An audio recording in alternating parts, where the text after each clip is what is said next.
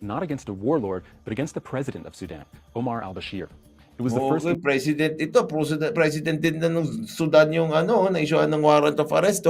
So, talakayin natin yung records ng ICC when it comes to criminals that they prosecute and kung ano-ano pa. This is Pinoy Extreme. Let's do this. This is Pinoy Extreme. Sudan mismo? as saw the sitting head of Bashir. It was the first indictment of Sudan, Omar al-Bashir. It was the first indictment of a sitting head of state, and Sudan and its allies saw this as a violation of sovereignty. Sudan mismo nagreklamo. Tsaka yung allies nila, sinabi nila violation of sovereignty. Ito yung bilib na bilib ko yung ICC, And ito na nga yung long history ng ICC na kung saan mas marami pa silang pinakulong ng mga Aprikano kaysa, ibang lahi. Well, their track record says it all. And plus, yung kaya nilang ipakulong, hanggang dun lang sa mga taong mahihina. Putin? No. US? No. Putek yan. Ito yung pinabanggaan nyo sa justice system natin. Yung hearing after 6 months. O di nakakulong siya dun. Grabe, yung pang-iipit. Biruin mo, nahuli ka, after 6 months pa mag-uumpisa yung trial. Grabe. Justice delayed is justice denied. Tapos, kung makapagsalita yung mga Pilipino, mas maganda yung ICC. Hindi kasi corrupt yung ICC. Well, depends on what you mean by corrupted. 'Di ba? Basta foreigner kasi idol agad. Oo nga eh.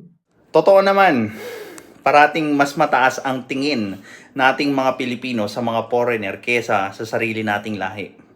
Hindi ako nagtataka kung bakit binabash ng mga Pilipino yung korte natin or yung justice system natin in favor ng ICC. Well, foreigner.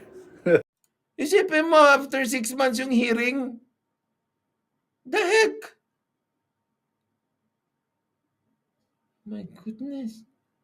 Sa tingin nyo ba magandang patakaran ng isang isang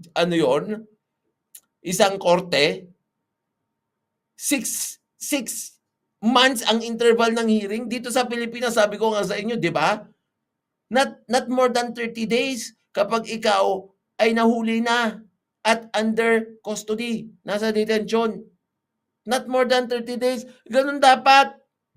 Mabilis ang kaso. Kasi nga, di ba, ang mga akusado, they have the right to speedy trial. Nasaan ang speedy trial sa nahuli ka? 6 months ang susunod na hearing. O, di ba?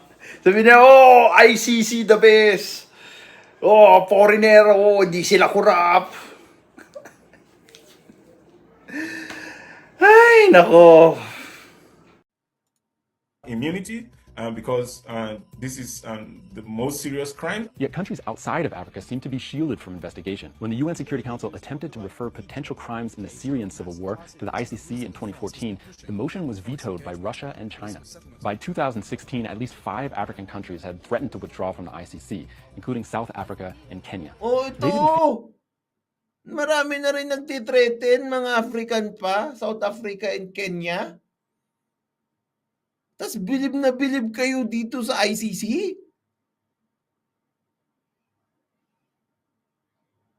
Sinasabi nyo na mas maganda ito kaysa doon sa korte natin dito sa Pilipinas. Alam niyo, wala naman sana akong pakialam sa ICC na yan pero sobra yung praise nyo sa ICC Up to the extent na sinisiraan nyo And buti sana kung kaya nilang patunayan na incompetent or unwilling yung korte natin na litisin yung kaso ni Rodrigo Duterte. Yung wala nga nagsampa ng kaso dito. Kahit even after niya pa maging presidente. 'Di ba? Yung korte natin dito sa Pilipinas tignan nyo, ang dami-daming issues Pati yung mga African countries na dati gustong-gusto siya, ayaw na, aalis na. Kaya lang naman gusto ng mga Pilipino or yung mga Pilipinong may gusto sa ICC, it's because they want to see conviction, not justice. Kasi para sa kanila, guilty kagad si Rodrigo Duterte kahit wala pang trial na nangyayari. And yun ba yung mindset ng mga taong humihingi ng hustisya, ng due process? I don't think so. They are just biased based on what they feel. They are biased on their hatred towards the person na hindi nila tinitignan objectively yung ginagawa nila.